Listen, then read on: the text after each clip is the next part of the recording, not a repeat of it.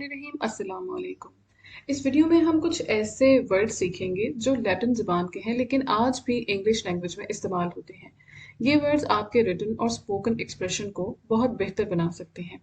कम अल्फाज के ज़रिए ज़्यादा बात को कैसे कन्वे करना है और बात को ज़्यादा मीनिंगफुल कैसे बनाना है, ये जानने के लिए हम इन वर्ड्स को सीखेंगे। तो आइए देखते हैं कि इस वीडियो में हम कौन से वर्ड सीख रहे हैं जो आपके लिए जानना बहुत ज़रूरी है।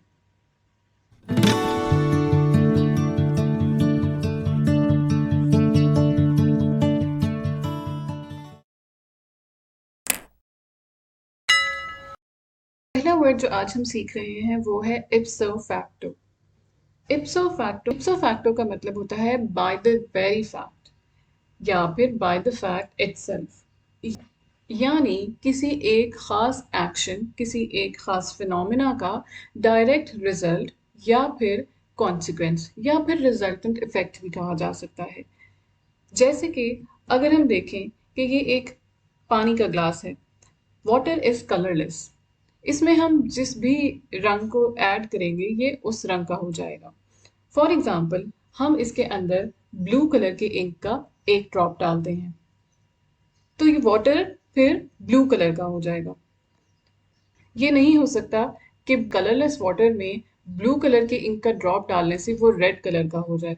तो अगर पानी में जो कि कलरलेस है ब्लू इंक डाली जाएगी या ब्लू कलर ऐड किया जाएगा तो वो ब्लू कलर का ही होगा, वो ग्रीन या रेड कलर का नहीं हो सकता। So it is the fact, it means that a specific phenomenon is a direct consequence or a resultant effect of a particular action. When we add a blue colored ink in colorless water, it will become blue. It will not become red. So this is called ipso facto, by the very fact or by the fact itself. Now we will have a look on its sentence. The enemy of one's enemy may be ipso facto a friend. यानी कि दुश्मन का दुश्मन दोस्त होता है।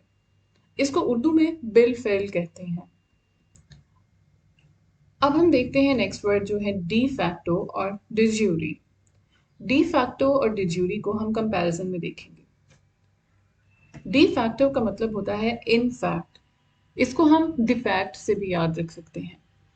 इसका मतलब होता है होल्डिंग ए स्पेसिफाइड पोजीशन और ओपिनियन इन फैक्ट, लेकिन ज़रूरी नहीं है कि वो ओपिनियन या वो पोजीशन या वो स्टैंड लीगली भी दुरुस्त माना जाता हो। Which means in fact, in actual और इन रियलिटी। हम इसका कंपैरिजन देखते हैं डिज्यूरी के साथ। डिज्यूरी का मतलब होता है बाय लॉ। इसको आप ऐसे भी याद रख सकते हैं कि अगर किसी मुकदमे का फैसला करना हो और उसके लिए जजेस का एक ग्रुप बना दिया जाए तो उसको जजेस की ज्यूरी कहेंगे। तो इस लिहाज से डिज्यूरी का मतलब है by law.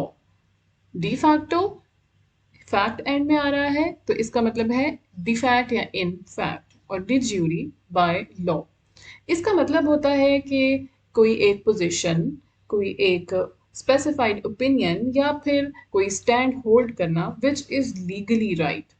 De facto means a specified opinion in fact but not necessary by legal right, but de jure means a specified position by legal right, which means according to law or by right.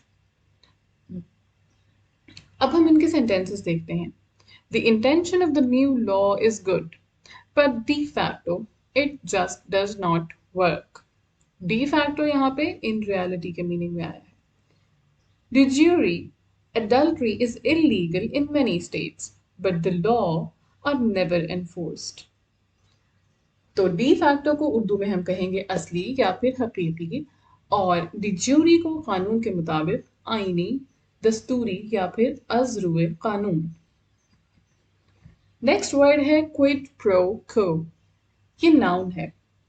पुराने ज़माने में barter system हुआ करता था, यानी कि अगर एक शख्स गंदम उगाता है और उसको चावल चाहिए तो वो चावल उगाने वाले से गंदम के इवज कुछ चावल ले लेगा, क्योंकि उस वक्त करेंसी एग्जिस्ट नहीं करती थी, तो ये चीज़ें एज ए करेंसी ही इस्तेमाल हुआ करती थी।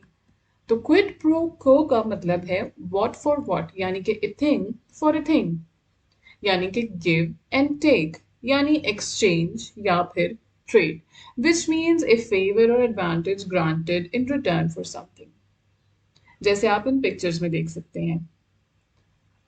अब हम इसको सेंटेंस में देखते हैं कि कैसे इस्तेमाल कर सकते हैं। After I picked him up at the airport, Laurie took me to launch as a quid pro quo. मुआवजा किसी शय का तबादला या फिर अदले का बदला।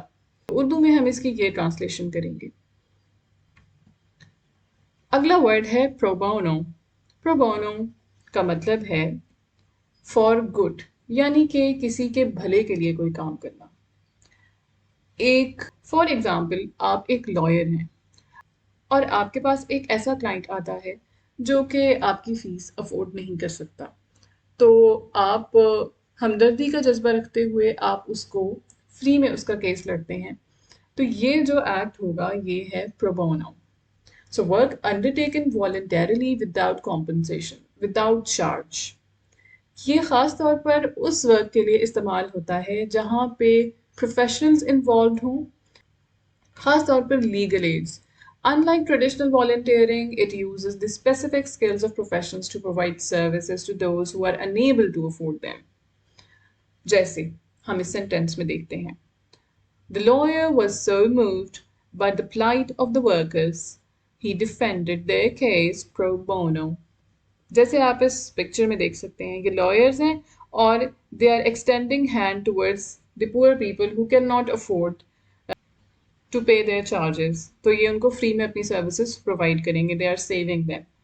तो सबकी भलाई के लिए काम करने को हम कहते हैं कि ये प्रोपोनो है।